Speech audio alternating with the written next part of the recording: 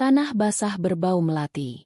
Aroma itu pekat, menempel di udara lembab setelah gerimis berhenti sesaat sebelum prosesi pemakaman dimulai. Kania menatap gundukan tanah merah yang kini menjadi rumah terakhir bagi Danu, suaminya. Pandangannya kosong, namun tangannya terkepal erat di balik gamis hitamnya, menahan getar yang tak kunjung usai sejak 3 hari lalu. Ia membiarkan air mata mengalir tanpa suara. Sebuah ritual duka yang tulus untuk lelaki yang selama 8 tahun ini telah memberinya segalanya, kecuali restu penuh dari keluarganya. Di sekelilingnya, lautan payung hitam dan wajah-wajah muram menjadi saksi bisu. Rekan bisnis, kerabat jauh, dan para sosialita yang datang lebih karena ingin tahu daripada berbelasungkawa. Namun dari semua tatapan itu, hanya 2 pasang mata yang terasa menusuk punggungnya seperti jarum es. Mata milik Lastri, ibu mertuanya, dan Vira, adik iparnya. Kania tidak perlu menoleh untuk tahu. Ia sudah hafal tatapan itu. Tatapan yang sama yang ia terima saat pertama kali menginjakan kaki di rumah megah keluarga almarhum suaminya sebagai seorang istri. Tatapan yang mengatakan bahwa ia, Kania, hanyalah seorang gadis biasa dari keluarga sederhana yang beruntung, atau lebih tepatnya, licik karena berhasil menjerat putra mahkota keluarga kaya raya. Selama 8 tahun, Kania menelan semua hinaan dalam diam. Ia menjadi istri yang patuh, menantu yang mencoba berbakti, dan kakak ipar yang mengalah. Ia lakukan semua itu demi Danu. Hanya demi Danu. Lelaki itu adalah perisainya.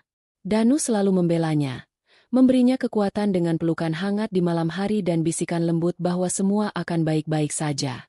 Tapi kini, perisai itu telah tiada. Danu pergi begitu cepat.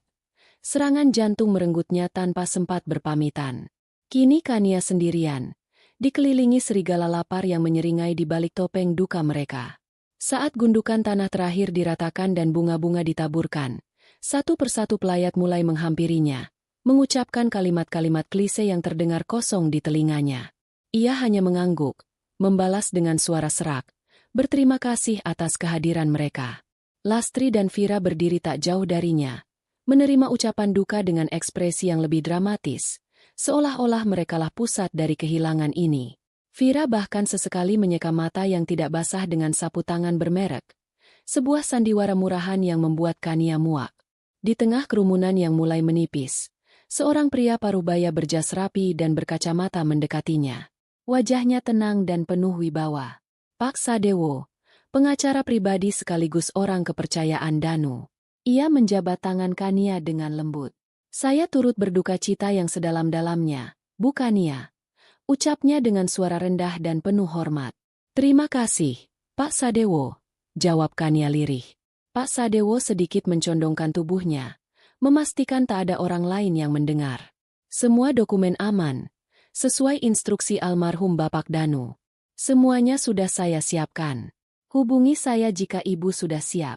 Jangan terburu-buru, tenangkan diri Ibu dulu. Sebuah kalimat singkat yang membawa beban makna luar biasa. Jantung Kania berdebar sedikit lebih cepat. Ini adalah pesan dari seberang kubur. Pesan dari Danu. Suaminya tahu. Ia selalu tahu apa yang akan terjadi jika ia pergi lebih dulu. Rencana ini pasti sudah ia siapkan sejak lama. Kania hanya mengangguk tipis. Sebuah isyarat bahwa ia mengerti. Pak Sadewo membalas dengan anggukan hormat sebelum berbaur kembali dengan pelayat lain dan menghilang. Percakapan singkat itu tidak luput dari perhatian Vira. Dari sudut matanya, Kania melihat adik iparnya itu menyipitkan mata, menatap Pak Sadewo yang menjauh dengan curiga. Vira lalu berbisik cepat kepada ibunya. Lastri menoleh, menatap Kania dengan kilat kebencian yang tak lagi coba ia sembunyikan. Sandiwara duka telah berakhir bagi mereka. Kini, musim berburu telah dimulai. Perjalanan pulang terasa begitu panjang dan sunyi. Kania duduk di kursi depan di samping sopir, sementara Lastri dan Vira duduk di belakang. Tak ada percakapan, hanya keheningan dingin yang mencekam di dalam mobil mewah itu. Kania memandang keluar jendela, melihat jalanan kota yang basah. Setiap sudut seolah mengingatkannya pada Danu. Kafe tempat mereka pertama kali bertemu, toko buku tempat Danu membelikannya novel edisi terbatas, taman kota tempat mereka biasa berjalan sore. Kenangan itu membanjir, membawa gelombang baru kesedihan yang menyesakkan dada. Namun, kesedihan itu kini bercampur dengan sesuatu yang lain. Sesuatu yang lebih keras, lebih dingin. Sebuah keteguhan yang mulai terbentuk dari percakapan singkat dengan Pak Sadewo. Danu tidak meninggalkannya tanpa pertahanan. Danu telah memberinya senjata. Kini, tinggal menunggu waktu yang tepat untuk menggunakannya. Setibanya di rumah, suasana duka yang tadi terasa di pemakaman menguap seketika. Para asisten rumah tangga berjalan dengan takut-takut. Lastri dan Vira langsung masuk ruang keluarga, berbicara dengan suara tertahan namun cukup keras untuk didengar oleh Kania yang baru saja melangkah masuk. Mama harus segera hubungi notaris kita. Semua aset atas nama Danu harus segera diamankan, desis Vira. Kita tidak tahu apa saja yang sudah dibisikkan perempuan itu ke telinga Mas Danu selama ini. Tentu saja, sahut Lastri dengan nada tajam. Dia itu ular. Dari awal Mama sudah bilang, menikah dengan Danu hanya untuk mengincar hartanya. Sekarang Danu sudah tidak ada. Kita harus pastikan dia tidak mendapatkan sepeser pun. Dia masuk rumah ini tidak membawa apa-apa. Jadi dia juga harus keluar tidak membawa apa-apa.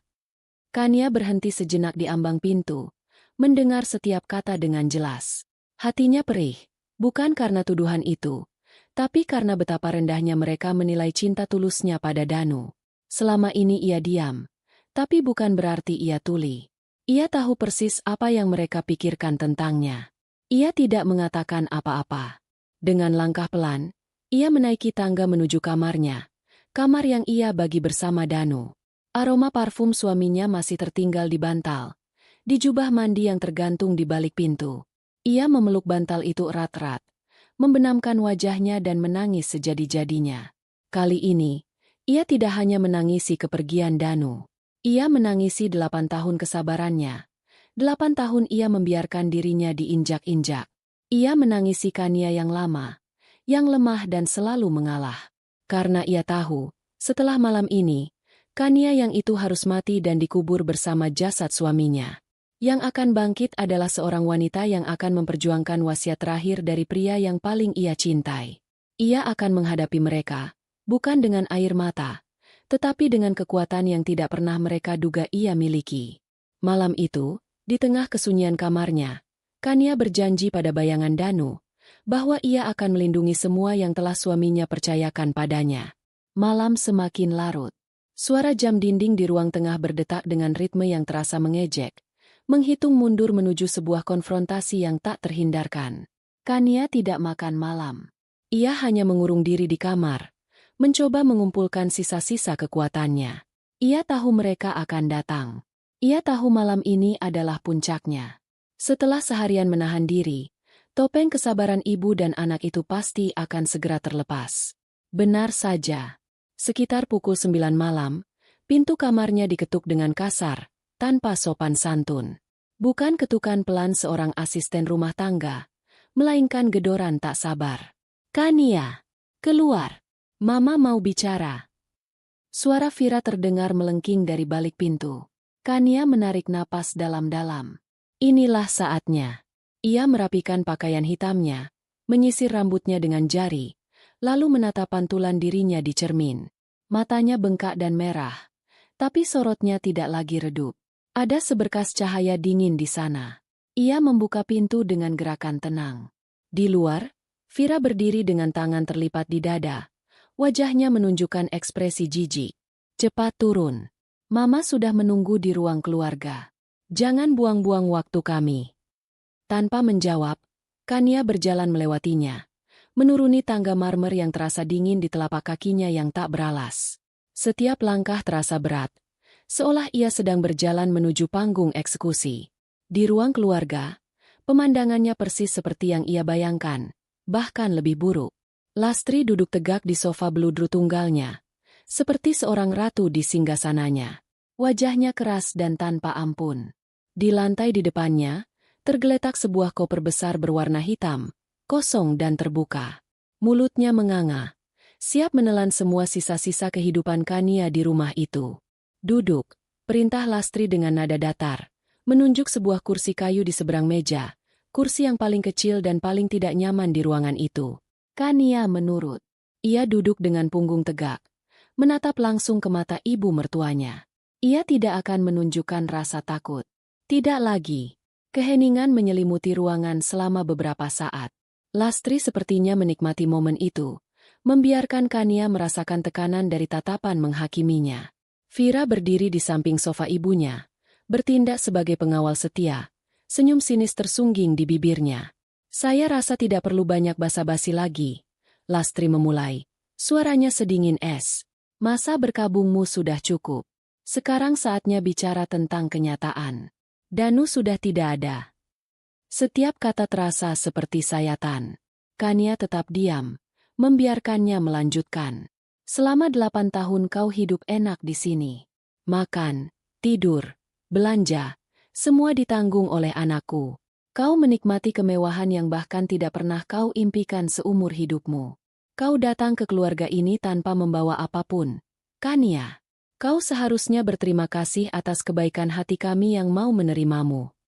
Kebaikan hati? Kania hampir tertawa mendengarnya. Kebaikan hati dalam bentuk sindiran setiap hari, tatapan merendahkan di setiap acara keluarga, dan pengucilan secara perlahan dari lingkaran pertemanan mereka? Itu bukan kebaikan. Itu adalah penjara berlapis emas. Sekarang, sumber kemewahanmu itu sudah tiada. Lanjut Lastri, nadanya semakin tajam. Tempatmu bukan lagi di sini. Kau tidak punya hak apapun atas peninggalan Danu. Kau bukan darah daging keluarga ini. Kau hanya orang luar. Vira menambahkan dengan suara dibuat-buat manis. Benar, Mbak Kania. Mbak kan tidak memberikan keturunan untuk keluarga kami. Jadi, secara teknis, ikatan Mbak dengan keluarga ini sudah putus. Sebaiknya Mbak sadar diri dan pergi dengan terhormat. Pukulan terakhir itu, tentang anak, adalah yang paling menyakitkan. Mereka tahu betul Kania dan Danu telah berjuang selama bertahun-tahun, melakukan berbagai program medis, namun takdir belum berpihak. Danu tidak pernah menyalahkannya. Ia selalu bilang bahwa Kania sudah lebih dari cukup baginya. Tapi bagi mereka, itu adalah senjata pamungkas untuk menyudutkannya, untuk membuatnya merasa gagal sebagai seorang wanita dan istri. Air mata mengancam akan tumpah, tapi Kania menahannya sekuat tenaga. Ia tidak akan memberi mereka kepuasan itu. Melihat Kania hanya diam, kesabaran Lastri habis. Ia berdiri, menunjuk ke arah koper kosong itu dengan dagunya. Wajahnya memerah karena amarah yang ditahan. Aku sudah siapkan itu untukmu, bentaknya. Suaranya menggema di ruangan besar itu. Kemas barang-barangmu. Hanya pakaianmu saja. Semua perhiasan, tas, dan barang mewah lainnya yang dibelikan anakku. Tinggalkan semuanya. Aku tidak sudi kau membawa hasil jerih payah anakku keluar dari rumah ini. Puncaknya tiba. Kalimat yang telah ia siapkan sepanjang hari meluncur dari bibirnya dengan penuh kebencian.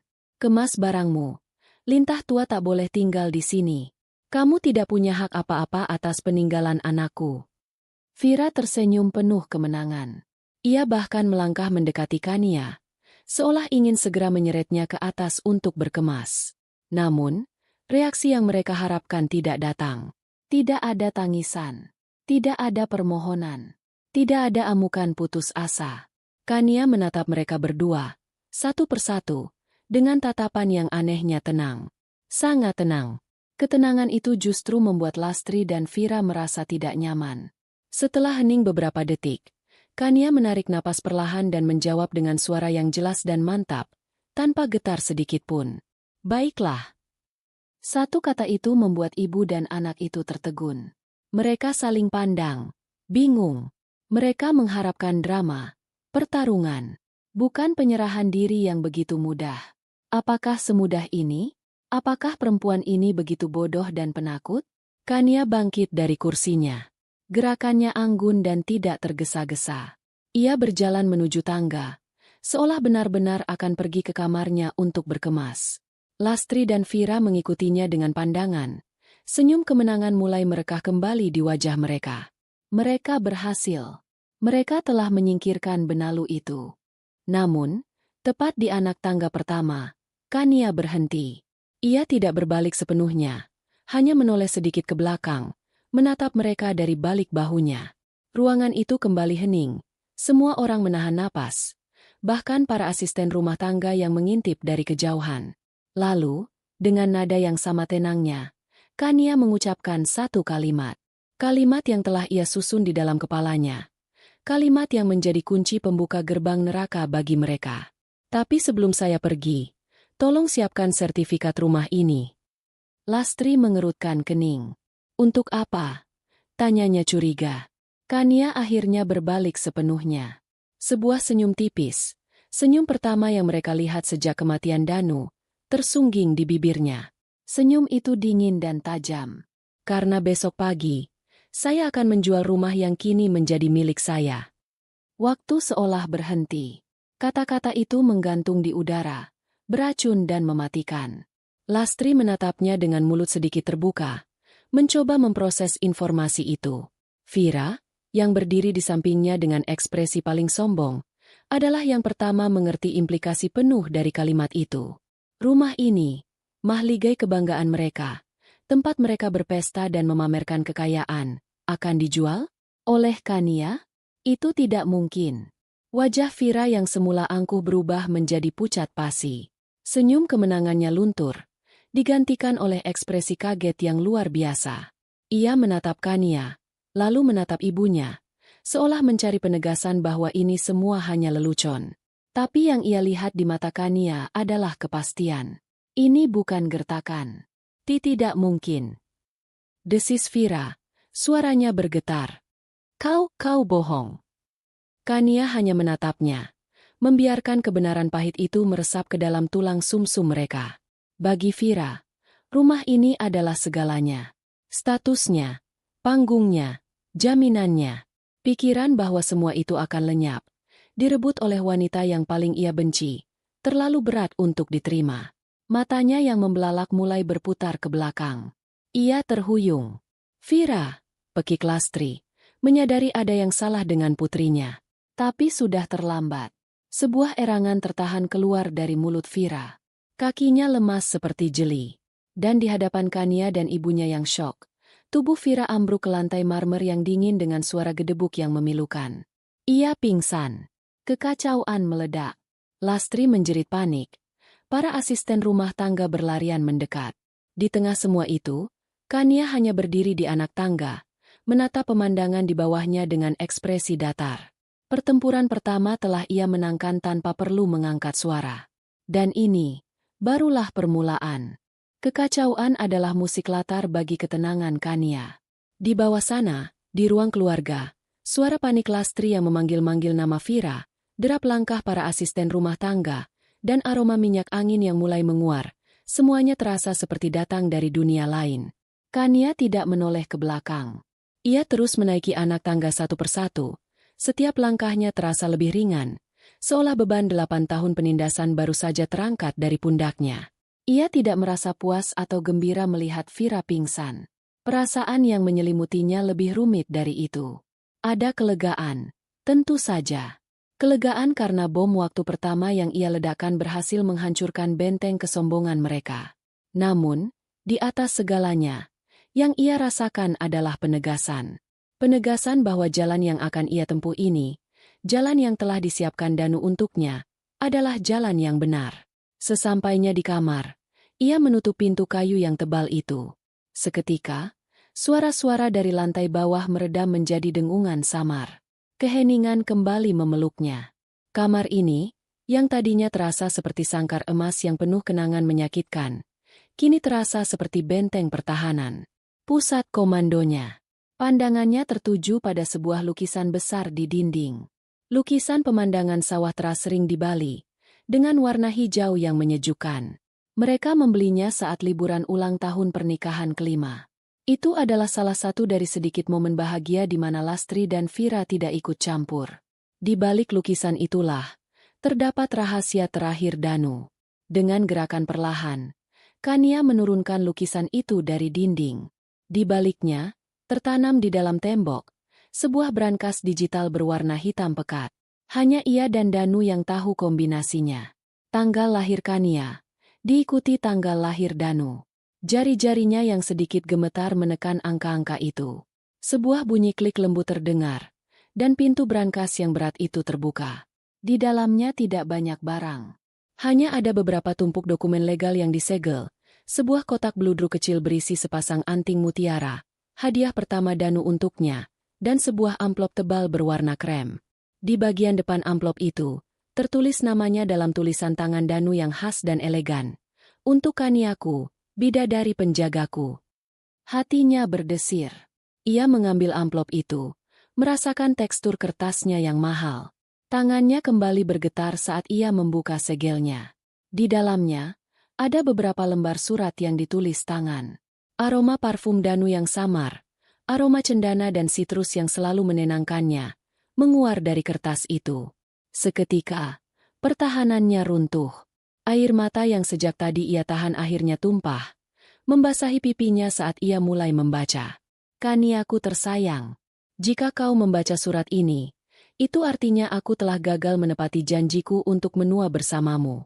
Maafkan aku, sayang. Maafkan aku karena harus meninggalkanmu sendirian di dunia yang terkadang begitu kejam. Aku tidak bisa membayangkan betapa hancurnya hatimu saat ini, dan rasa bersalah karena tidak bisa berada di sisimu untuk menghapus air matamu adalah penyesalan terbesarku. Kania terisak, meremas surat itu dengan lembut. Suara Danu seolah berbisik langsung di telinganya. Aku tahu, setelah aku pergi, kau tidak hanya akan berhadapan dengan duka, tapi juga dengan serigala. Aku tahu betul sifat keluargaku. Ibuku dan Vira, mereka terbutakan oleh keserakahan dan gengsi. Aku mencintai mereka, Kania, tapi aku tidak buta. Aku melihat bagaimana mereka memperlakukanmu selama ini. Aku melihat tatapan mereka, mendengar bisikan mereka, dan merasakan ketidaknyamananmu setiap kali mereka ada di dekatmu. Maafkan aku karena tidak bisa melindungimu sepenuhnya dari mereka saat aku masih ada. Aku selalu berpikir, suatu saat nanti mereka akan melihat kebaikan hatimu dan menerimamu. Aku salah. Kania menggeleng. Air matanya menetes di atas kertas. Tidak, Mas. Kamu sudah melindungiku. Bisiknya lirih. Ia melanjutkan membaca. Beberapa tahun terakhir, aku melihat sesuatu yang mengkhawatirkanku. Bukan hanya sikap mereka padamu, tapi juga cara mereka mengelola keuangan. Vira menghabiskan miliaran untuk butik-butik gagalnya, dan ibu menghamburkan uang untuk pesta-pesta sosialita dan perjalanan keliling dunia yang tidak ada habisnya.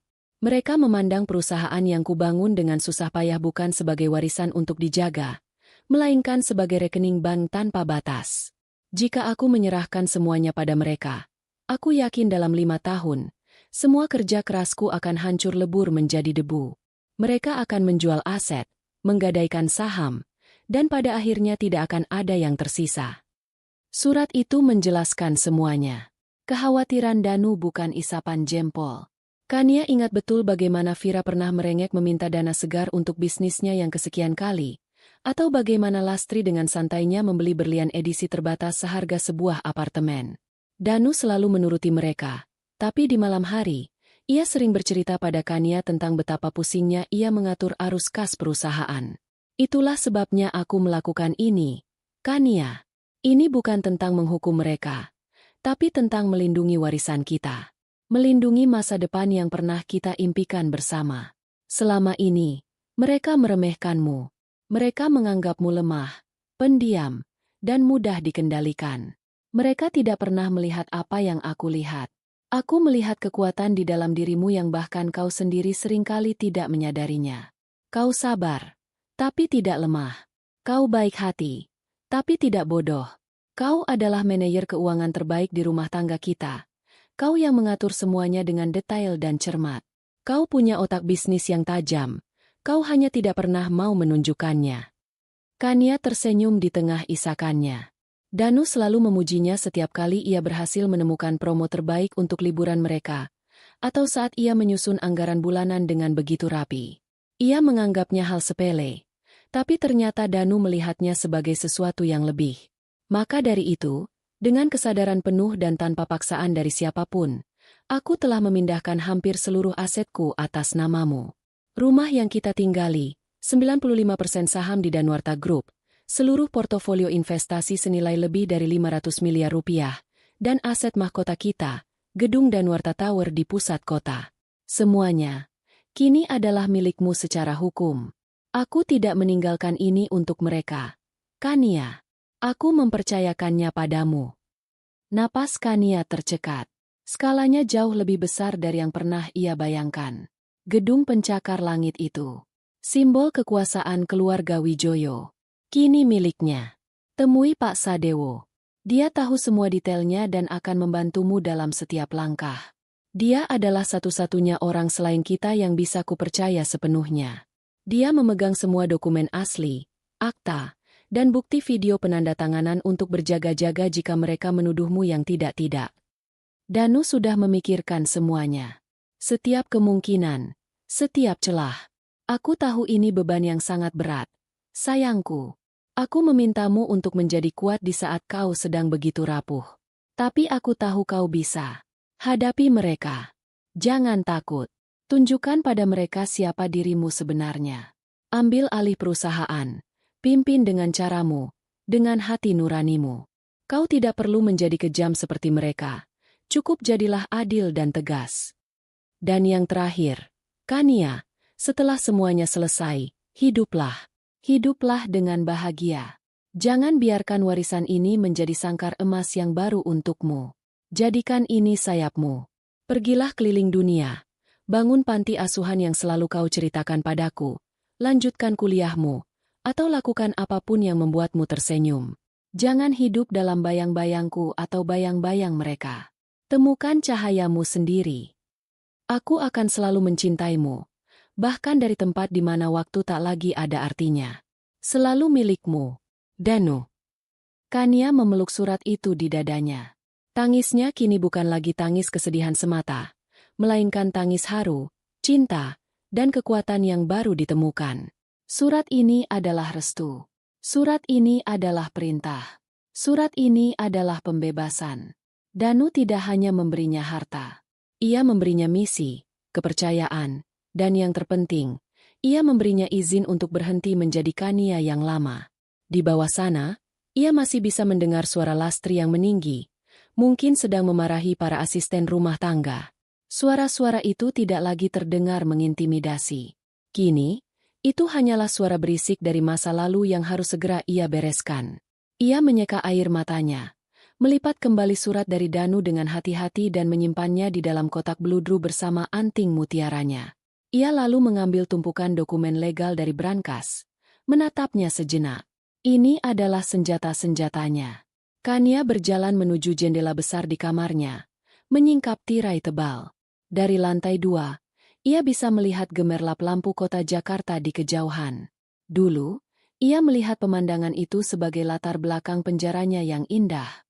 Malam ini, untuk pertama kalinya, ia melihatnya sebagai sebuah kerajaan yang menunggunya. Misinya jelas. Warisan Danu akan aman di tangannya. Dan tak akan ada seorang pun yang bisa merampasnya. Pagi datang membawa suasana yang aneh di dalam rumah megah itu. Udara terasa tebal oleh ketegangan sisa semalam. Di meja makan, hanya ada 2 orang yang sarapan dalam diam. Lastri dan Vira. Wajah Vira pucat dan bengkak. Ia hanya mengaduk-aduk buburnya tanpa selera. Lastri, di sisi lain, tampak seperti gunung berapi yang siap meletus. Matanya merah, entah karena kurang tidur atau karena menahan amarah yang meluap-luap. Mereka berdua sesekali melirik ke arah tangga, menunggu kemunculan Kania dengan cemas sekaligus benci. Mereka tidak tahu apa yang harus mereka harapkan. Tepat pukul 8:30, Kania menuruni tangga. Penampilannya membuat ibu dan anak itu ternganga. Tidak ada lagi gamis hitam polos atau daster rumahan yang biasa ia kenakan. Hari ini, Kania mengenakan setelan celana panjang berwarna biru tua yang pas di badan, dipadu dengan blus sutra berwarna krem. Rambutnya yang panjang diikat rapi menjadi sanggul rendah yang elegan. Wajahnya dirias tipis namun profesional, menonjolkan tulang pipinya dan memberikan sorot mata yang tajam. Di tangannya, ia membawa sebuah tablet. Ia bukan lagi janda yang berduka. Ia adalah seorang eksekutif.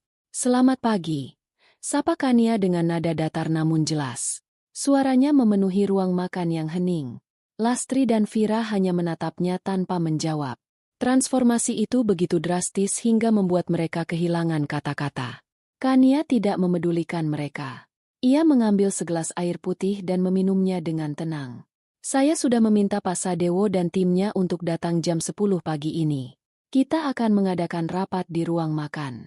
Saya harap Ibu dan Vira bisa hadir. Ia tidak bertanya. Ia memberi perintah. Rapat apa? Desis Lastri. Akhirnya menemukan suaranya. Kau pikir kau siapa bisa mengatur kami di rumah ini? Kania meletakkan gelasnya dan menatap lurus ke mata ibu mertuanya. Saya adalah pemilik rumah ini. Jadi ya, saya pikir saya berhak mengaturnya. Jam 10. Ulangnya dengan tegas sebelum berbalik dan berjalan menuju ruang kerja Danu, sebuah ruangan yang selama ini terlarang baginya. Tepat jam 10, bel pintu berbunyi. Pak Sadewo datang bersama dua orang asistennya yang masih muda, seorang pria dan seorang wanita. Mereka membawa beberapa tas kerja yang tampak berat. Kania menyambut mereka di pintu dan mengantar mereka langsung ke ruang makan. Di sana, sebuah proyektor kecil dan layar sudah disiapkan oleh salah satu asisten rumah tangga atas perintah Kania. Lastri dan Vira, mau tidak mau, ikut masuk ke ruang makan. Mereka duduk berseberangan dengan Kania. Wajah mereka mengeras seperti batu. Mereka memutuskan untuk melihat sejauh mana permainan Kania ini akan berlanjut. Mereka masih berpegang pada keyakinan bahwa ini semua hanyalah gertakan kosong. Kania duduk di kepala meja, posisi yang biasanya selalu ditempati oleh Danu. Pak Sadewo duduk di sebelah kanannya. Selamat pagi, Bu Lastri, Bu Vira. Sapa Pak Sadewo dengan sopan. Sesuai permintaan Bu Kania, hari ini kami akan memaparkan status legal dari seluruh aset yang sebelumnya berada di bawah nama almarhum Bapak Danuarta Wijoyo. Vira mendengus. Tidak perlu. Kami sudah tahu semuanya adalah milik kami sebagai ahli waris utama. Pak Sadewo tersenyum tipis. Sebaiknya Ibu melihat dulu data yang kami miliki. Asistennya menyalakan proyektor. Halaman pertama muncul di layar. Judulnya besar dan jelas. Akta jual beli dan sertifikat hak milik properti. Di bawahnya, terpampang foto dan salinan sertifikat rumah yang sedang mereka tempati. Nama pemilik yang tertera di sana, dengan tanda tangan notaris dan stempel resmi, adalah Kania Paramita. Akta itu dibuat 6 bulan yang lalu. Wajah Lastri memutih. Ini bukan gertakan. Ini dokumen asli. Pak Sadewo melanjutkan ke halaman berikutnya tanpa menunggu reaksi mereka. Struktur kepemilikan saham Danuarta Group. Sebuah bagan rumit muncul, menunjukkan alur kepemilikan. Sebelum perubahan, 80% saham dipegang Danu, 15% oleh Lastri, dan 5% oleh Vira. Bagan di sebelahnya menunjukkan struktur saat ini, 95% saham atas nama Kania Paramita, 5% atas nama Vira. Saham milik Lastri kini 0. Apa-apaan ini? Teriak Lastri. Tak bisa lagi menahan diri. Bagaimana bisa sahamku hilang? Danu tidak mungkin melakukan ini. Pak Sadewo tetap tenang. Ada akta pengalihan saham yang sah, Bu. Bapak Danu menjual saham Ibu kepadanya, lalu mengalihkannya ke Bu Kania. Uang hasil penjualannya telah ditransfer ke rekening pribadi Ibu 2 bulan lalu. Mungkin Ibu bisa mengeceknya. Lastri terdiam. Ia ingat ada transfer dana dalam jumlah besar masuk rekeningnya. Tapi Danu hanya bilang itu adalah uang saku tambahan darinya. Ia tidak pernah berpikir bahwa itu adalah uang hasil penjualan sahamnya. Halaman berikutnya adalah yang paling memukul. Aset inti, kepemilikan Danuarta Tower. Foto gedung pencakar langit yang menjulang gagah itu memenuhi layar. Di bawahnya, dokumen legal yang menyatakan bahwa kepemilikan gedung itu, yang berdiri di atas tanah atas nama perusahaan, kini berada di bawah kendali pemegang saham mayoritas yang baru, Kania Paramita. Pukulan terakhir adalah rincian portofolio investasi dan dana tunai di berbagai bank, yang total nilainya mencapai lebih dari 500 miliar rupiah. Semua rekening itu kini berada di bawah kuasa Kania. Cukup sudah. Lastri menggebrak meja dengan keras. Ini palsu. Semuanya palsu. Kau pasti memalsukan tanda tangan anakku. Kau menggunakan guna-guna padanya. Perempuan licik. Ia menjerit histeris, menunjuk wajah Kania. Aku akan menuntutmu. Aku akan memenjarakanmu. Kania tidak bergeming. Ia hanya menatap Pak Sadewo dan mengangguk kecil. Pak Sadewo seolah sudah mengantisipasi reaksi ini. Ia menghela napas. Bu Lastri, kami sangat mengerti keterkejutan Ibu. Namun, almarhum Bapak Danu sudah mengantisipasi hal ini. Ia lalu memutar laptopnya menghadap Lastri dan Vira. Silakan ditonton. Ia menekan tombol play. Sebuah video muncul di layar. Video itu direkam di kantor Pak Sadewo. Danu duduk di sana, tampak sehat dan tenang, meskipun sedikit lebih kurus dari biasanya. Di sampingnya, tumpukan dokumen yang sama persis dengan yang ada di meja makan saat ini. Saya, Danuarta Wijoyo, ucap Danu dalam video itu. Suaranya jelas dan tegas. Pada hari ini, tanggal 17 Maret 2025, dalam keadaan sadar sepenuhnya dan tanpa ada paksaan dari pihak manapun, dengan ini menyatakan niat saya untuk mengalihkan aset-aset yang tertera dalam dokumen-dokumen ini. Mata Lastri dan Vira terpaku pada layar. Melihat Danu hidup kembali, berbicara, membuat hati mereka ngilu sekaligus marah. Seluruh aset ini, lanjut Danu, termasuk rumah saya, saham mayoritas saya di Danuarta Group, gedung Danuarta Tower, dan seluruh dana investasi pribadi saya alihkan kepemilikannya kepada istri saya satu-satunya yang sah dan sangat saya cintai, Kania Paramita. Danu kemudian menatap lurus ke kamera, seolah-olah ia sedang menatap langsung ke mata ibunya saat ini. Saya melakukan ini karena saya percaya penuh pada kemampuannya. Saya tahu ia akan menjaga dan mengembangkan semua yang telah saya bangun dengan lebih baik daripada siapapun. Keputusan ini mutlak dan tidak dapat diganggu-gugat. Video itu kemudian menunjukkan Danu menandatangani setiap lembar dokumen satu persatu, disaksikan oleh Pak Sadewo dan 2 orang notaris. Semuanya terekam dengan jelas. Video berakhir. Keheningan yang tercipta terasa lebih berat dari 1000 teriakan. Bukti itu telak, tak terbantahkan. Bukan hanya legal, tapi juga merupakan wasiat langsung dari putra yang begitu mereka banggakan. Wasiat yang dengan sengaja menyingkirkan mereka. Lastri merosot di kursinya. Seluruh energi dan amarahnya seolah tersedot habis. Wajahnya yang tadi merah padam kini menjadi abu-abu. Ia telah kalah. Kalah telak. Vira hanya bisa menangis tanpa suara. Air matanya mengalir deras. Mimpi buruknya menjadi kenyataan. Gaya hidup mewahnya, kartu kredit tanpa batasnya, semuanya akan segera berakhir. Pak Sadewo berdeham pelan. Kami akan meninggalkan salinan semua dokumen ini untuk Ibu pelajari. Jika Ibu ingin menempuh jalur hukum, kami persilakan, meskipun saya bisa pastikan itu hanya akan membuang waktu dan biaya. Ucapnya dengan nada profesional. Ia dan timnya kemudian mulai membereskan peralatan mereka. Setelah tim legal itu pergi, hanya tersisa mereka bertiga di ruang makan yang terasa dingin. Kania bangkit dari kursinya. Ia menatap kedua wanita yang telah membuatnya menderita selama bertahun-tahun itu. Tidak ada rasa kemenangan di hatinya. Yang ada hanya kelegaan yang getir. Sarapan sudah dingin. Ucapnya pelan. Saya akan menyuruh Bei Inah membuatkan yang baru. Kalian pasti butuh tenaga untuk mencerna semua ini. Ia lalu berjalan pergi, meninggalkan mereka berdua dalam reruntuhan dunia mereka. Gerbang kekuasaan telah terbuka lebar untuknya. Dan ia baru saja melangkahkan kakinya melewati gerbang itu. Kekalahan di ruang makan tidak serta-merta memadamkan api dalam diri Lastri dan Vira.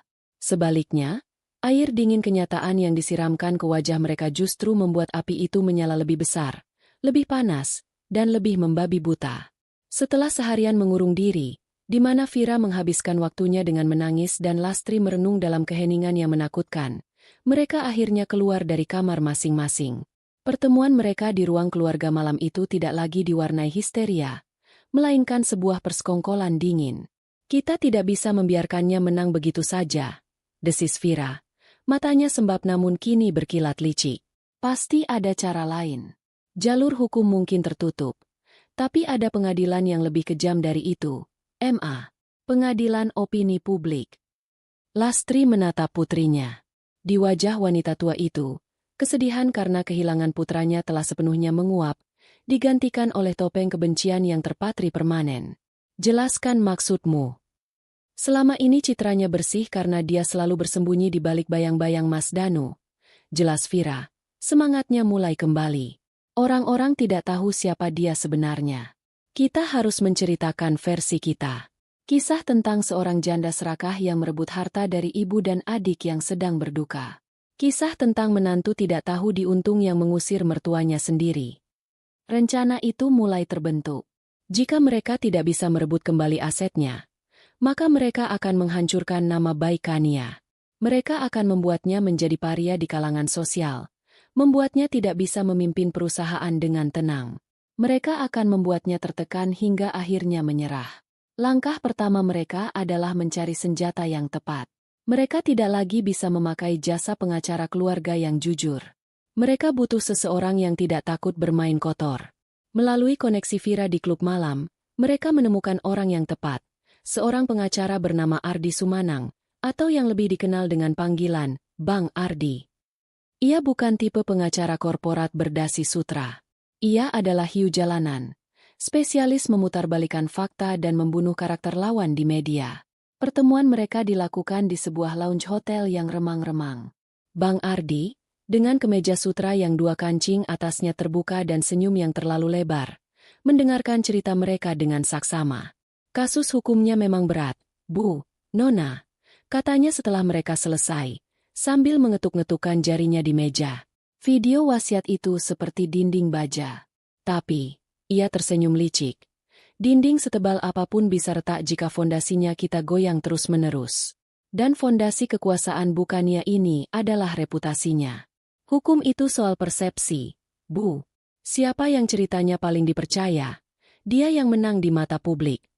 Kesepakatan pun tercapai. Dengan bayaran di muka yang fantastis, yang terpaksa Lastri ambil dari dana simpanan pribadinya, Bang Ardi mulai bekerja. Serangan itu datang dengan cepat dan dari berbagai arah, seperti badai. Keesokan paginya, sebuah portal berita gosip yang terkenal dengan artikel-artikel sensasionalnya memuat berita utama. Tragedi keluarga Wijoyo, janda muda kuasai seluruh harta, ibu kandung terancam diusir. Artikel itu ditulis dengan gaya narasi yang menyudutkan Kania. Narasumber anonim yang dekat dengan keluarga, yang jelas adalah Vira sendiri, menceritakan bagaimana Kania adalah sosok yang pendiam dan misterius.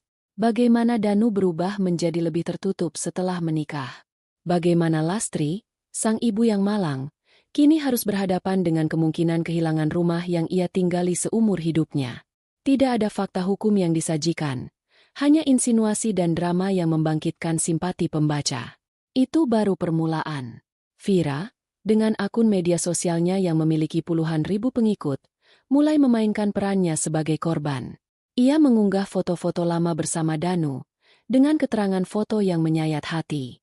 Mas, sekarang kami harus berjuang sendirian demi hak kami yang dirampas.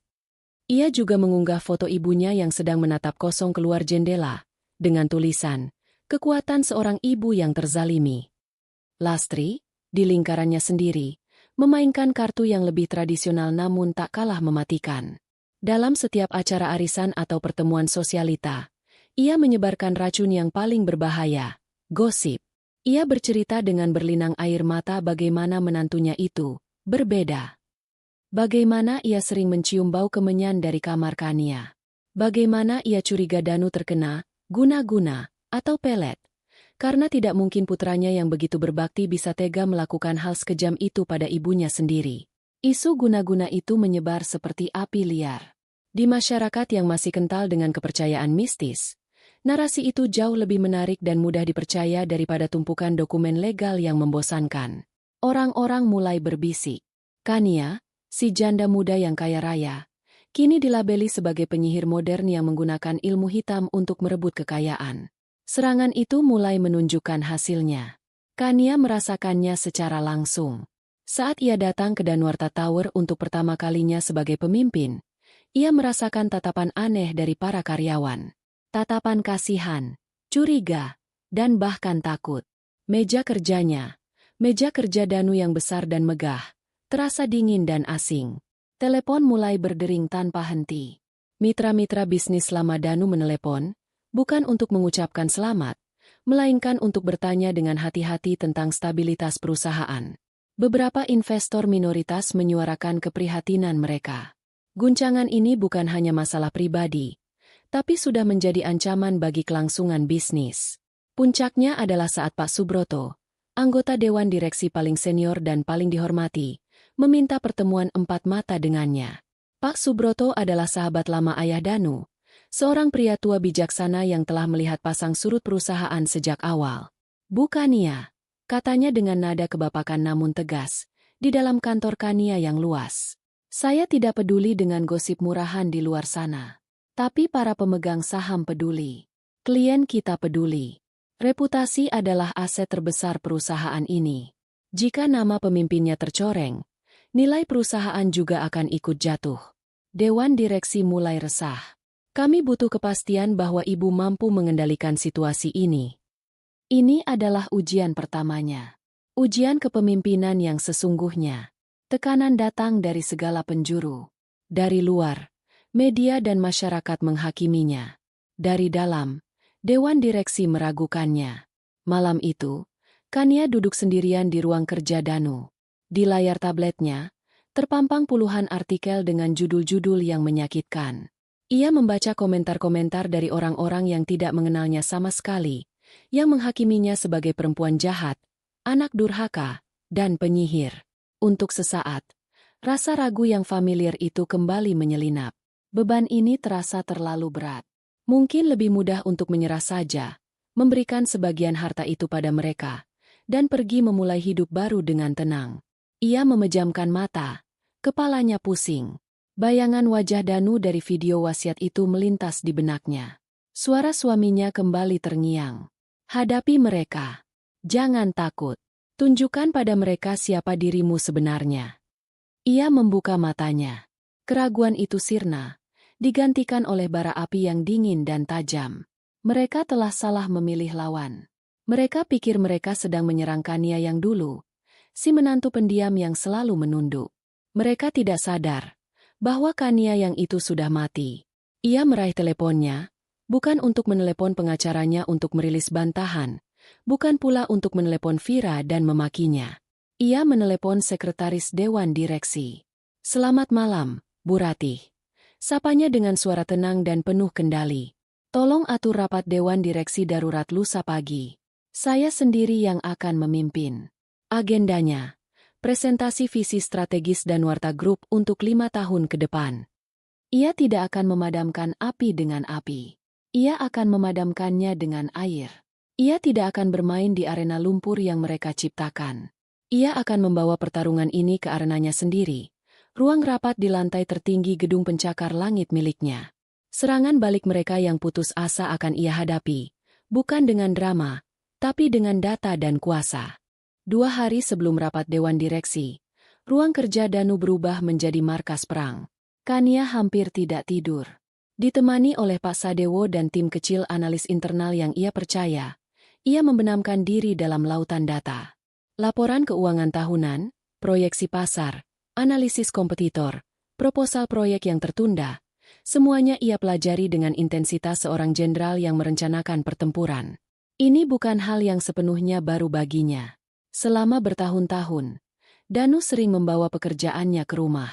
Ia senang berdiskusi dengan Kania, menganggapnya sebagai lawan bicara yang cerdas. "Kau punya cara pandang yang sederhana tapi seringkali tepat sasaran, sayang," kata Danu suatu kali. Kania sering memberikan masukan dari sudut pandang orang awam, yang justru membuka perspektif baru bagi Danu. Ia menyerap semua pengetahuan itu tanpa sadar.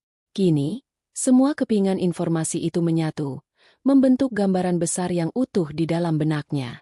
Ia tidak hanya ingin bertahan dari serangan mertuanya, ia ingin membuktikan kepada semua orang, Dewan Direksi, karyawan, dan terutama dirinya sendiri, bahwa kepercayaan Danu tidak salah alamat. Ia bukan sekadar pewaris. Ia adalah penerus. Pagi itu, suasana di ruang rapat Dewan Direksi di lantai 48 Danuarta Tower terasa begitu tegang. 6 anggota Dewan lainnya sudah duduk di kursi masing-masing. Mereka adalah pria-pria paruh baya yang telah malang melintang di dunia bisnis. Wajah mereka serius, penuh keraguan. Di antara mereka, tatapan Pak Subroto adalah yang paling tajam. Mereka semua telah membaca berita gosip itu, dan kini mereka menunggu untuk melihat bagaimana janda muda yang tidak berpengalaman ini akan menghadapi krisis pertamanya. Tepat pukul 9 pagi, Kania masuk. Langkahnya mantap. Penampilannya sempurna dalam balutan blazer abu-abu yang memancarkan aura profesionalisme. Ia tidak terlihat seperti wanita yang sedang diserang dari segala penjuru. Ia terlihat seperti seorang pemimpin. Ia duduk di kursi utama, di kepala meja, dan menyalakan proyektor dengan tangannya sendiri. Selamat pagi, bapak-bapak sekalian. Terima kasih atas kehadirannya. Ia memulai. Suaranya jernih dan stabil, memenuhi keheningan ruangan. Saya tahu ada banyak kebisingan di luar sana yang menyangkut masalah pribadi saya. Saya tidak akan membahas itu di sini. Ruangan ini adalah tempat kita membahas bisnis, dan hari ini, saya ingin mengajak bapak-bapak untuk fokus pada satu hal, masa depan Danuarta Group. Sikapnya yang lugas dan langsung ke pokok permasalahan membuat para direksi sedikit terkejut, namun juga terkesan. Ini bukan pembukaan dari seseorang yang panik. Kania memulai presentasinya. Judul besar di layar pertama adalah Visi 2030, menuju korporasi energi berkelanjutan. Ia tidak memulai dengan laporan keuangan yang membosankan. Ia memulai dengan sebuah visi. Ia memaparkan rencananya untuk melakukan diversifikasi usaha ke sektor energi terbarukan, sebuah proyek impian yang sering Danu diskusikan dengannya. Ia tidak hanya bicara angan-angan. Ia menyajikan data analisis pasar yang komprehensif, menunjukkan potensi pertumbuhan sektor tersebut. Ia menguraikan rencana investasi bertahap, proyeksi keuntungan, bahkan analisis risiko yang matang. Ia berbicara tentang warisan Danu, bukan sebagai sesuatu yang harus dipertahankan, melainkan sebagai fondasi untuk membangun sesuatu yang lebih besar dan lebih berdampak. Para direksi yang tadinya bersandar di kursi dengan tangan terlipat, kini mulai duduk tegak. Mereka mulai mencatat. Pak Subroto sesekali mengangguk. Keningnya yang berkerut mulai mengendur. Kania menjawab setiap pertanyaan yang dilontarkan dengan tangkas dan penuh percaya diri. Terlihat jelas bahwa ia sangat menguasai materi ini. Keraguan di ruangan itu perlahan-lahan terkikis, digantikan oleh rasa kagum. Setelah memaparkan visinya yang cemerlang, Kania beralih ke slide terakhir. Ini adalah langkah caturnya. Momen skakmat. Judul di layar terlihat biasa saja, optimalisasi anggaran dan restrukturisasi internal. Untuk mewujudkan visi besar ini, kata Kania dengan nada yang lebih serius, kita tentu membutuhkan modal yang tidak sedikit. Langkah pertama adalah dengan melakukan efisiensi dan memastikan setiap rupiah yang perusahaan keluarkan memiliki pertanggungjawaban yang jelas demi keuntungan para pemegang saham. Ia menampilkan sebuah diagram lingkaran di layar. Dalam proses peninjauan ulang anggaran 2 tahun fiskal terakhir, tim kami menemukan beberapa pos pengeluaran rutin yang cukup signifikan namun memiliki justifikasi bisnis yang lemah. Sebuah tabel muncul, menampilkan daftar pengeluaran. Ada pos bernama, biaya konsultasi pemasaran, dana representasi korporat, biaya penyelenggaraan acara promosi. Angkanya fantastis, mencapai puluhan miliar rupiah setiap tahun.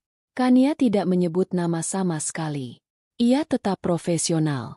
Sebagai contoh, pos, biaya konsultasi pemasaran, ini, setelah ditelusuri lebih lanjut, transaksinya secara rutin dibayarkan ke 5 perusahaan konsultan yang berbeda.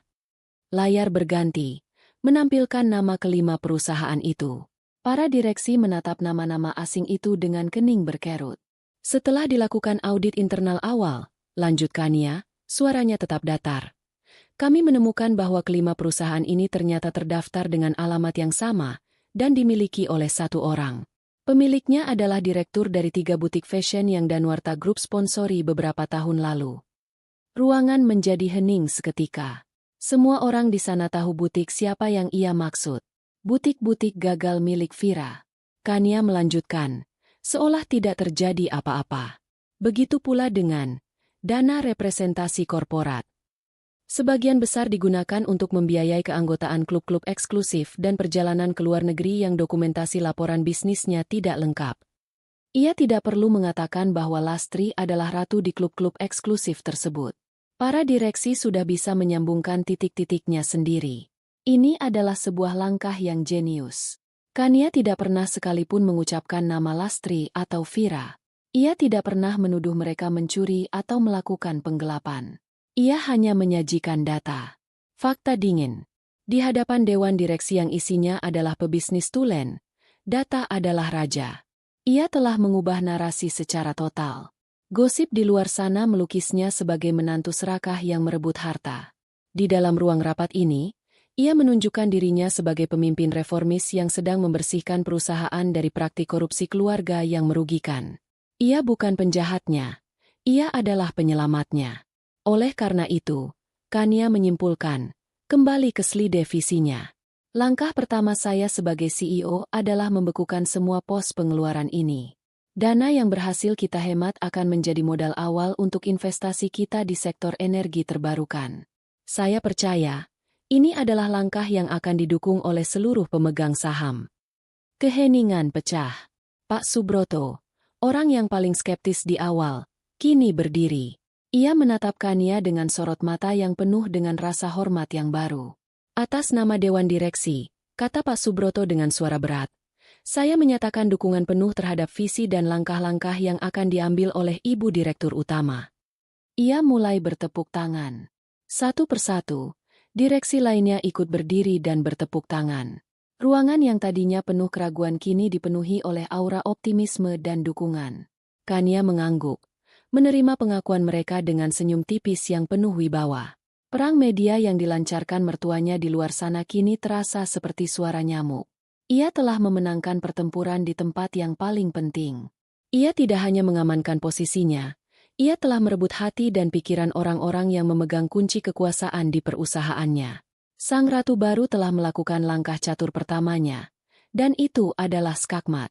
Kemenangan di ruang rapat Dewan Direksi terasa manis, namun Kania tahu itu hanyalah awal. Mengamankan posisinya di puncak perusahaan adalah satu hal, menyelesaikan masalah di akarnya adalah hal lain. Selama Lastri dan Vira masih tinggal di bawah atap yang sama dengannya, selama mereka masih merasa memiliki hak, duri dalam daging itu akan terus ada. Gosip dan fitnah yang mereka sebarkan mungkin telah diredam di kalangan bisnis, tetapi di lingkaran sosial, bisik-bisik itu masih hidup. Kania tidak bisa membangun masa depan di atas fondasi yang rapuh. Ia harus membersihkan rumahnya, baik secara harfiah maupun kiasan. Setelah rapat Dewan Direksi itu, Kania memberikan dirinya waktu seminggu. Bukan untuk beristirahat, melainkan untuk mempersiapkan serangan pamungkas. Ia kembali bekerja sama dengan Pak Sadewo. Kali ini didukung oleh tim auditor forensik dari salah satu firma akuntansi terbaik di Jakarta. Mereka bekerja dalam senyap, menelusuri setiap jejak transaksi, setiap faktur palsu, dan setiap aliran dana mencurigakan yang telah Kania tunjukkan kepada Dewan Direksi. Hasilnya lebih mengejutkan dari yang ia duga. Skala penjarahan yang dilakukan ibu dan anak itu selama bertahun-tahun sangat sistematis. Itu bukan sekadar pemborosan. Itu adalah penggelapan dana yang terencana.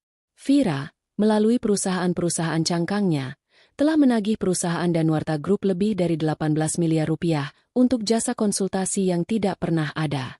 Lastri, dengan dalih representasi perusahaan, telah menghabiskan miliaran untuk gaya hidup pribadinya, mulai dari membiayai pesta ulang tahun teman-teman sosialitanya hingga membeli kuda poni untuk anak seorang pejabat.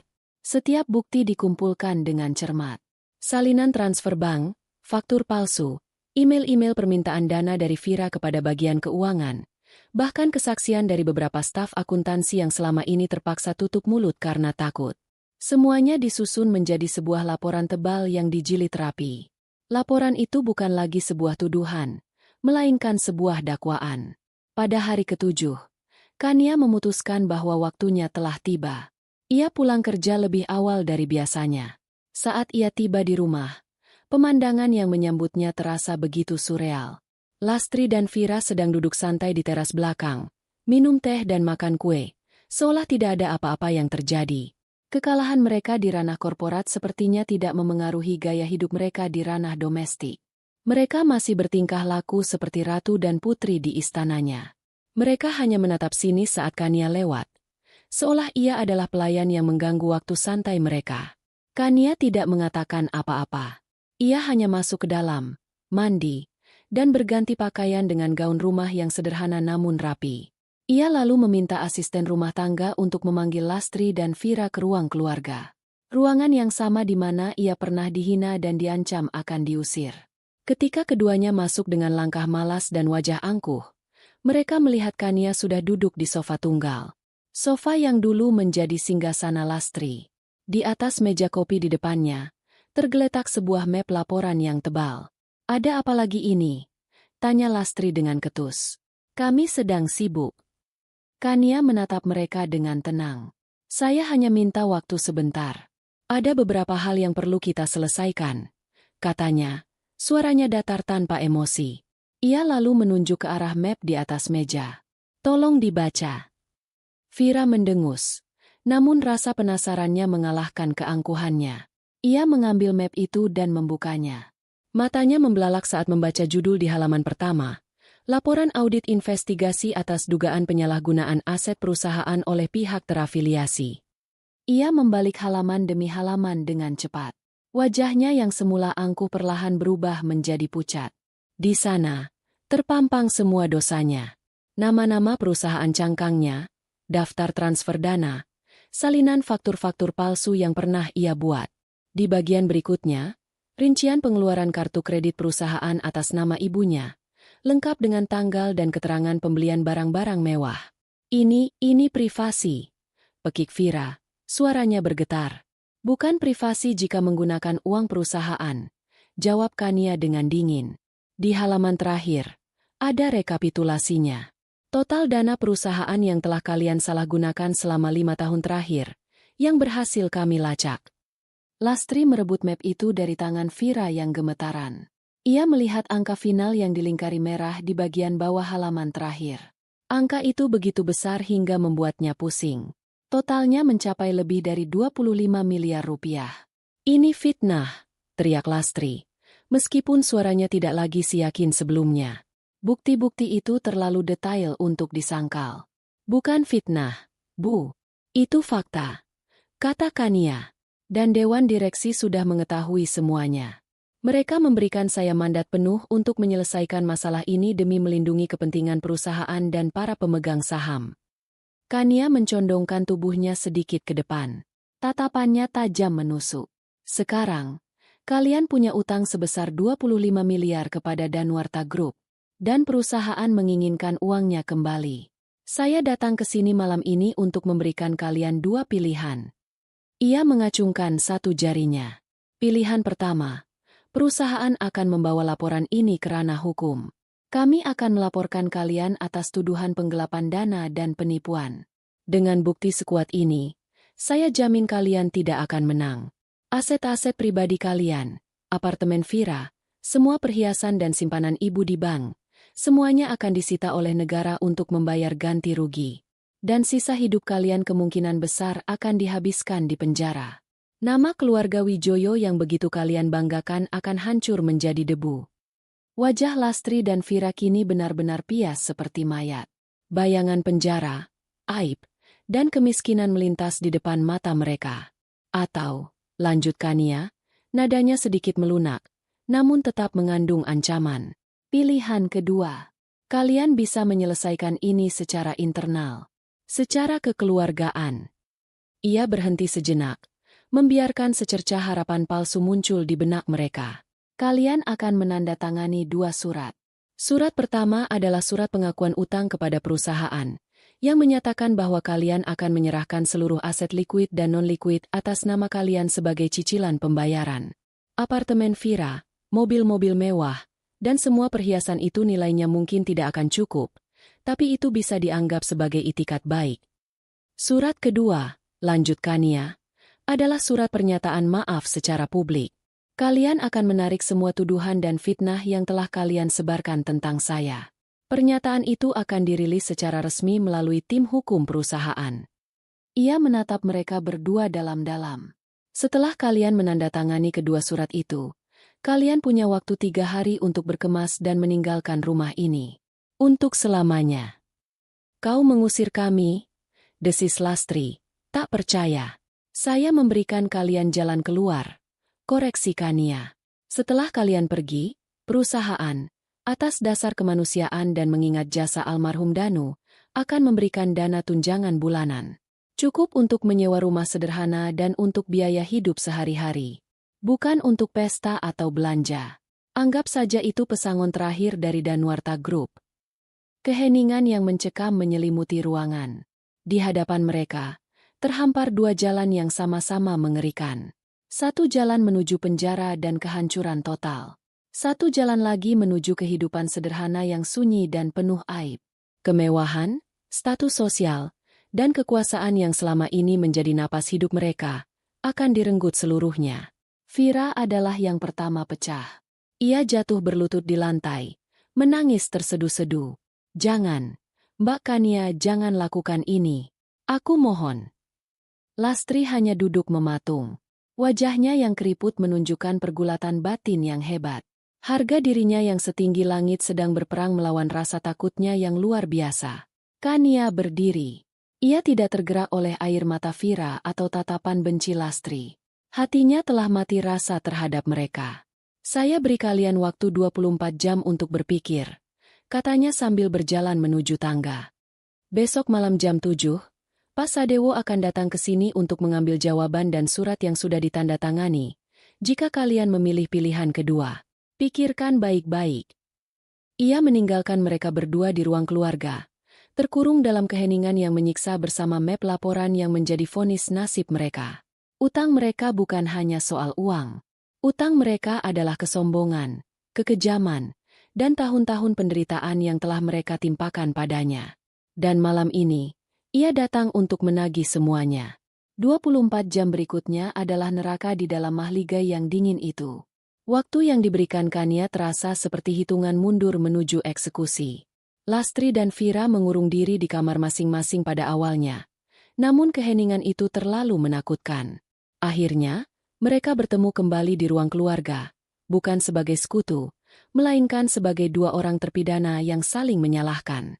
"Ini semua gara-gara kau," bentak Lastri, menunjuk Vira dengan jari gemetar. "Ide gilamu untuk menyerangnya di media. Kalau saja kau bisa diam dan sabar, kita mungkin masih bisa mendapatkan bagian kita baik-baik." "Salah Mama," balas Vira, tidak mau kalah. Air matanya sudah kering digantikan oleh amarah putus asa. Mama yang dari dulu selalu merendahkan dia, menganggapnya bodoh. Mama yang terlalu sombong untuk melihat bahwa dia punya taring. Sekarang lihat apa hasilnya. Kita akan jadi gelandangan. Pertengkaran sengit itu tidak ada gunanya. Mereka berdua tahu itu. Di tengah keputusasaan, Vira mencoba menghubungi Bang Ardi, pengacara licik yang mereka sewa. Setelah beberapa kali panggilannya tidak diangkat, akhirnya pengacara itu mengirimkan pesan singkat. "Bukti terlalu kuat. Kasus pidana. Saya sarankan terima kesepakatan damai. Saya undur diri dari kasus ini." Pesan itu adalah paku terakhir di peti mati harapan mereka. Mereka benar-benar sendirian. Tidak ada teman sosialita yang bisa menolong. Tidak ada kerabat yang berani melawan Kania yang kini memegang kendali penuh. Mereka terisolasi di dalam sangkar emas mereka sendiri. Pilihan itu sejatinya bukanlah pilihan. Penjara atau kebebasan dalam kesederhanaan? Rasa takut mengalahkan harga diri. Prospek mengenakan seragam tahanan, tidur di sel yang sempit, dan menjadi bahan tertawaan seluruh negeri adalah mimpi buruk yang tidak sanggup mereka hadapi. Dengan berat hati yang luar biasa, mereka sepakat. Mereka akan menandatangani surat-surat itu. Keesokan malamnya, tepat pukul 7, Pak Sadewo datang sendirian. Ia disambut oleh keheningan yang canggung. Lastri dan Vira sudah menunggunya di ruang keluarga. Wajah mereka kuyu dan kalah. Di atas meja, dua surat yang telah disiapkan Pak Sadewo tergeletak bersama sebuah pulpen. "Apakah Ibu dan Nona sudah membuat keputusan?" tanya Pak Sadewo dengan nada formal. Lastri hanya mengangguk lemah. Tanpa banyak bicara, ia mengambil pulpen itu. Tangannya gemetar hebat saat ia membubuhkan tanda tangannya di atas surat pengakuan utang dan surat pernyataan maaf. Goresan tinta itu terasa seperti goresan pisau di harga dirinya. Setelah selesai, ia mendorong surat itu ke arah Vira. Vira menandatanganinya sambil terisak pelan. Semuanya selesai dalam waktu kurang dari 5 menit. Kania tidak ada di sana. Ia sengaja tidak mau menyaksikan momen itu. Ia berada di kantornya di Danuarta Tower, menyelesaikan beberapa pekerjaan. Saat Pak Sadewo menelepon dan memberitahukan bahwa surat-surat itu telah ditandatangani, Kania tidak merasakan gelombang kemenangan. Tidak ada sorak-sorai di dalam hatinya. Yang ada hanyalah kelegaan yang hampa dan rasa lelah yang mendalam. Ia berjalan ke jendela kaca raksasa di kantornya, menatap kerlip lampu kota di bawah. Ia memikirkan Danu. Apakah ini yang diinginkan suaminya? Mungkin tidak. Danu tidak pernah ingin melihat keluarganya menderita. Tapi Danu juga tidak ingin melihat warisannya dihancurkan dan istrinya ditindas. Kania hanya melakukan apa yang harus dilakukan. Ini bukan balas dendam yang manis. Ini adalah sebuah amputasi yang menyakitkan. Memotong bagian yang busuk agar bagian yang sehat bisa terus hidup. Kemenangan ini terasa seperti abu. 3 hari kemudian, sebuah truk pindahan berukuran sedang memasuki gerbang megah kediaman Wijoyo. Pemandangan itu sangat kontras. Truk yang tampak sederhana itu terlihat kerdil di halaman yang luas. Para pekerja mulai mengangkut barang-barang pribadi Lastri dan Vira, kotak-kotak berisi pakaian, album foto, beberapa lukisan kecil, dan pernak-pernik kenangan mereka. Tidak ada lagi furnitur mewah, patung kristal, atau barang-barang antik. Semuanya telah disita sebagai bagian dari pembayaran utang. Kania mengawasi dari balkon kamarnya.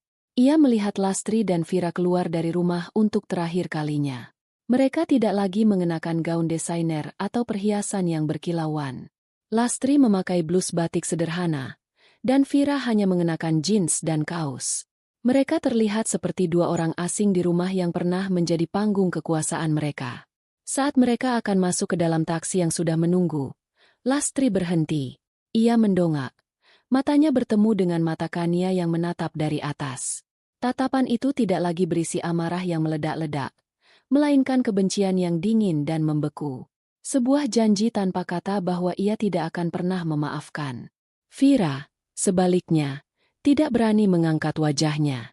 Ia hanya menunduk dan bergegas masuk ke dalam taksi.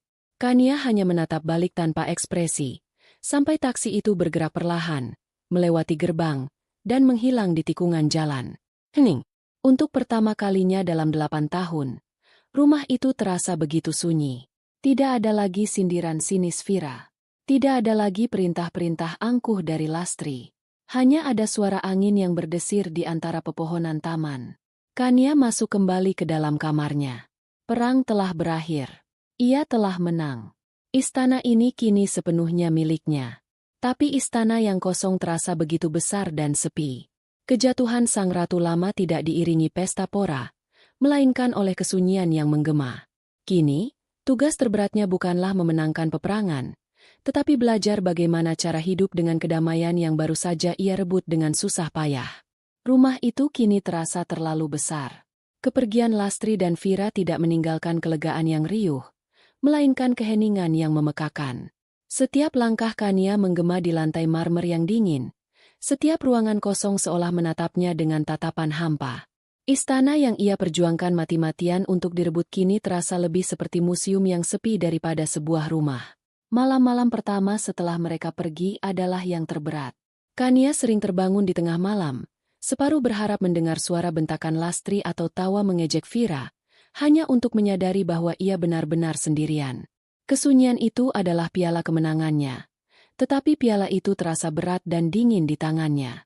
Namun, Kania tahu ia tidak punya waktu untuk tenggelam dalam kesepian. Fajar selalu datang terlalu cepat, dan di Danuarta Tower, sebuah kerajaan bisnis yang baru saja ia warisi menunggunya. Ia menumpahkan seluruh energi dan fokusnya ke dalam pekerjaan.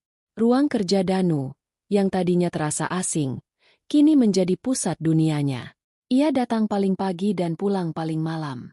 Ia ingin membuktikan kepada semua orang, dan terutama kepada dirinya sendiri, bahwa ia pantas berada di sana. Langkah pertamanya sebagai CEO adalah melakukan bersih-bersih internal. Dengan data audit yang ia miliki, ia mulai merombak struktur manajemen. Beberapa kepala divisi yang ia tahu adalah orang-orangnya Lastri. Mereka yang diangkat bukan karena kompetensi melainkan karena kedekatan, dipanggil satu persatu. Ia tidak memecat mereka secara membabi buta. Ia memberi mereka kesempatan, menantang mereka dengan target-target baru yang jelas dan terukur. Beberapa dari mereka terkejut dengan pemahamannya yang mendalam tentang operasional perusahaan dan memilih untuk beradaptasi. Namun, mereka yang terbiasa bekerja santai dan hanya pandai menjilat, akhirnya menyerah dan mengajukan pengunduran diri secara sukarela. Sebagai gantinya, Kania mulai mencari bakat-bakat terpendam di dalam perusahaan. Ia sering turun langsung ke lantai-lantai di bawah, berbicara dengan manajer tingkat menengah, bahkan staf junior. Ia ingin mendengar denyut nadi perusahaan secara langsung, bukan hanya dari laporan-laporan yang sudah dipoles di atas mejanya. Dari sanalah ia menemukan permata-permata tersembunyi, seorang analis data muda yang brilian namun terlalu pemalu untuk menonjolkan diri, seorang kepala gudang yang memiliki sistem logistik yang jauh lebih efisien daripada sistem resmi perusahaan, seorang sekretaris divisi yang memiliki kemampuan negosiasi setingkat direktur. Orang-orang inilah yang ia promosikan. Ia menciptakan budaya baru di Danuarta Group, budaya meritokrasi, di mana kinerja lebih dihargai daripada koneksi. Perubahan itu tentu saja tidak berjalan mulus. Ada perlawanan-perlawanan kecil dari kubu lama. Ada bisik-bisik di sudut kantor yang meremehkannya sebagai bos dadakan. Namun, Kania menghadapinya dengan kepala dingin. Ia tidak membalas gosip dengan gosip.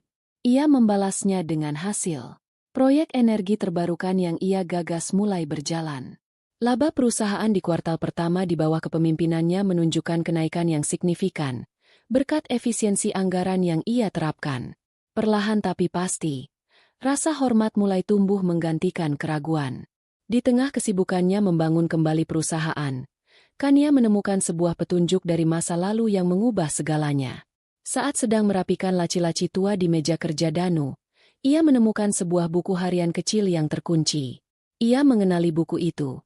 Danu sering menulis di sana saat sedang gelisah. Kunci kecilnya tersimpan di dalam kotak penanya. Dengan tangan sedikit gemetar, Kania membukanya. Buku harian itu berisi curahan hati Danu selama bertahun-tahun. Tentang tekanan yang ia rasakan dari ibunya, tentang kekecewaannya pada Vira, dan tentang cintanya yang begitu besar pada Kania. Namun, ada satu nama yang berulang kali muncul, nama yang belum pernah Kania dengar sebelumnya. Gilang.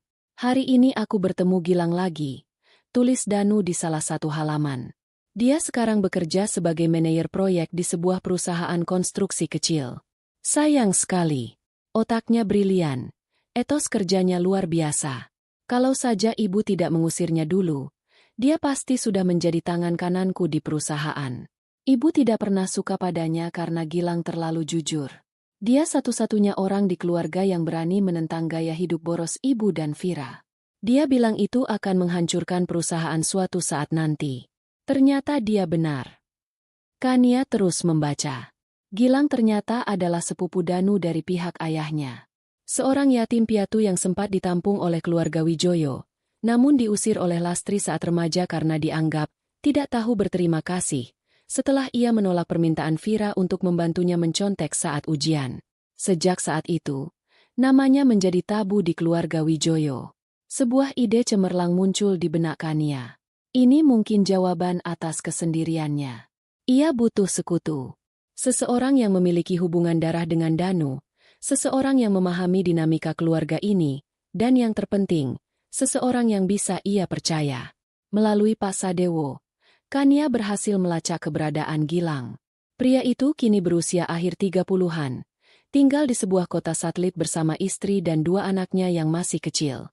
Ia memang bekerja sebagai manajer proyek di sebuah perusahaan konstruksi skala menengah.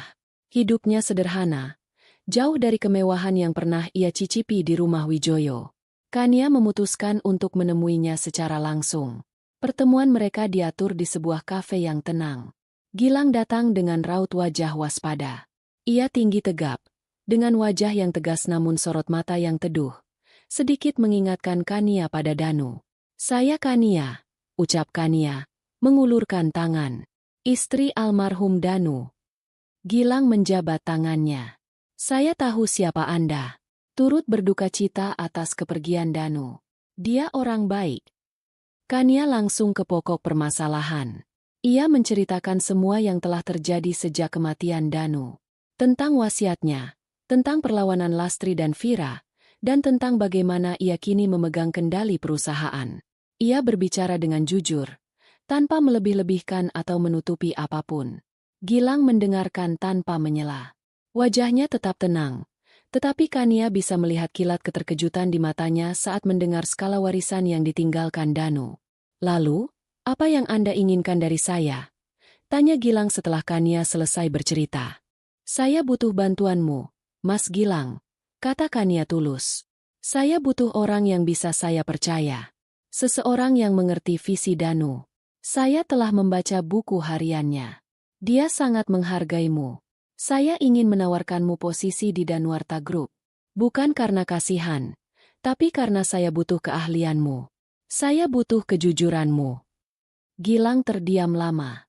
Ia menatap keluar jendela, seolah menimbang-nimbang beban masa lalunya.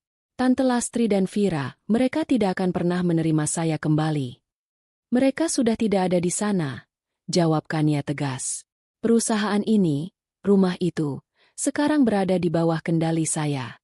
Saya ingin membangun lingkaran kepercayaan yang baru. Lingkaran yang didasarkan pada kompetensi dan integritas, bukan hubungan darah yang beracun. Dan saya ingin memulainya denganmu.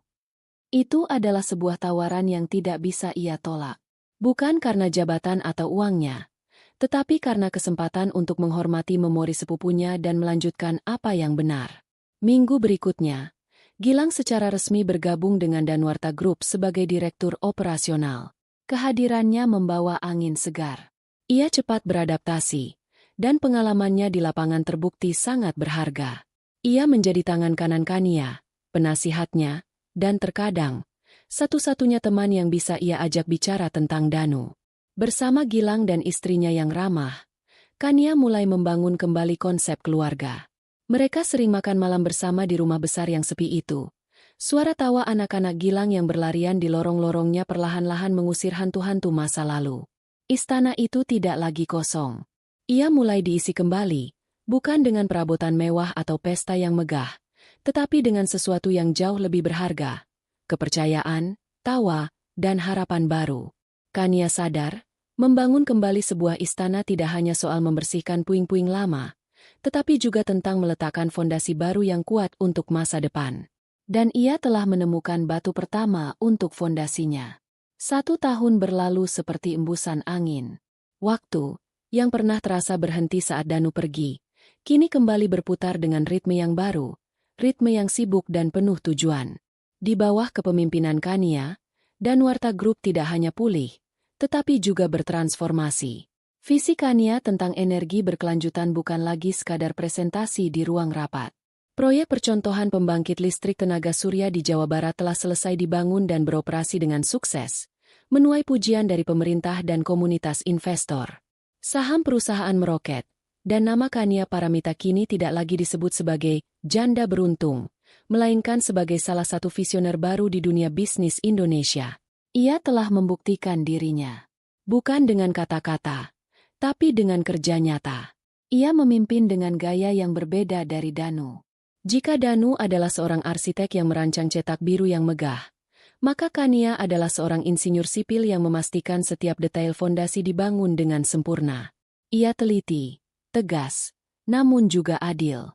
Ia dikenal sebagai pemimpin yang lebih banyak mendengar daripada berbicara, dan keputusannya selalu didasarkan pada data dan hati nurani. Para karyawan menghormatinya, bahkan mencintainya. Pagi itu, Kania berdiri di tempat favoritnya, di depan jendela kaca dari lantai ke lantai di kantornya di puncak Danuarta Tower. Dari ketinggian ini, Jakarta terhampar di bawahnya seperti permadani raksasa yang berkelip. Matahari baru saja mulai mengintip di ufuk timur, mewarnai langit dengan gradasi oranye dan ungu yang lembut. Ini adalah ritual paginya, menyaksikan fajar menyingsing di atas kota yang pernah terasa begitu mengancam. Kini, ia melihatnya sebagai ladang kemungkinan. Hari ini adalah hari yang istimewa. Hari ini adalah peresmian Yayasan Danu Kania. Sebuah mimpi yang pernah mereka rajut bersama di malam-malam yang tenang, kini menjadi kenyataan. Yayasan itu akan fokus pada pemberian beasiswa penuh bagi anak-anak kurang mampu yang berprestasi di bidang sains dan teknologi. Kania telah mengalokasikan sebagian besar keuntungan pribadinya dari dividen perusahaan untuk mendanai yayasan ini secara mandiri. Acara peresmiannya tidak diadakan di hotel mewah. Kania memilih untuk mengadakannya di aula serbaguna sebuah sekolah menengah di pinggiran kota, Sekolah pertama yang akan menerima manfaat dari program beasiswa tersebut. Para tamu undangannya bukanlah pejabat tinggi atau sosialita, melainkan para guru, siswa-siswi berprestasi, dan orang tua mereka. Saat ia memberikan pidato di atas panggung sederhana, suaranya terdengar hangat dan tulus. Ia tidak berbicara tentang bisnis atau angka-angka. Ia berbicara tentang mimpi. Almarhum suami saya, Danuarta Wijoyo, ia memulai, menatap wajah-wajah penuh harap di hadapannya. Percaya bahwa aset terbesar sebuah bangsa bukanlah gedung-gedung pencakar langit atau sumber daya alamnya, melainkan potensi yang tersimpan di dalam benak generasi mudanya. Namun, terlalu sering, potensi itu tidak pernah bisa mekar karena terhalang oleh keterbatasan ekonomi. Yayasan ini, lanjutnya, bukanlah sebuah tindakan amal. Ini adalah sebuah investasi. Investasi pada masa depan. Kami tidak hanya memberikan uang, kami memberikan kesempatan. Kesempatan bagi bibit-bibit unggul seperti adik-adik sekalian untuk tumbuh setinggi-tingginya, tanpa perlu khawatir dari mana biaya sekolah akan datang. Saat ia secara simbolis menyerahkan plakat beasiswa kepada perwakilan siswa, tepuk tangan riuh membahana di aula yang sederhana itu. Di sudut ruangan, Kania melihat Gilang dan istrinya tersenyum bangga. Di tengah kerumunan, ia melihat air mata haru di mata para orang tua. Di momen itulah, Kania merasakan kebahagiaan yang jauh lebih murni dan mendalam daripada saat ia melihat laporan laba perusahaannya yang meroket. Ini adalah warisan yang sesungguhnya. Bukan uang atau kekuasaan, melainkan harapan yang ia tanamkan pada kehidupan orang lain. Setelah acara selesai, dalam perjalanan kembali ke kantor, ia menerima pesan dari Pak Sadewo. Sebuah tautan berita dari portal lokal. Judulnya, Mantan Sosialita kini sukses rintis usaha catering rumahan. Berita itu mengulas tentang Vira, yang setelah kejatuhannya, memulai usaha catering kecil-kecilan dari rumah kontrakan yang ia sewa bersama ibunya. Usahanya mulai berkembang. Di dalam artikel itu, ada kutipan dari Vira, "Hidup memang menjatuhkan saya, tapi saya belajar bahwa kerja keras yang jujur ternyata rasanya lebih memuaskan." Kania membaca berita itu tanpa emosi. Tidak ada rasa kasihan, tidak juga rasa puas. Mereka telah memilih jalan hidup mereka sendiri. Ia menutup tautan itu dan tidak memikirkannya lagi. Masa lalu adalah negeri asing yang tidak perlu ia kunjungi kembali. Kembali ke kantornya di puncak menara, Kania menatap kembali fajar yang kini telah sepenuhnya terbit, memandikan kota dengan cahaya keemasan. Ia tidak lagi merasa sendirian. Ia dikelilingi oleh tim yang solid, keluarga baru yang tulus, dan sebuah tujuan yang lebih besar dari dirinya sendiri. Ia telah melewati badai tergelap dalam hidupnya. Ia telah berhadapan dengan serigala, memenangkan pertempuran, dan membangun kembali istananya di atas puing-puing. Namun, kemenangan terbesarnya bukanlah saat ia berhasil merebut kembali hartanya. Kemenangan terbesarnya adalah saat ini, di puncak pencakar langit ini, di mana ia menyadari bahwa ia telah menemukan kedamaian. Kedamaian yang tidak datang dari balas dendam, tetapi dari pengampunan, terutama, mengampuni dirinya sendiri karena pernah merasa lemah. Ia telah menemukan cahayanya sendiri, persis seperti yang diinginkan Danu. Dan dari atas sana, ia tahu, suaminya akan tersenyum bangga.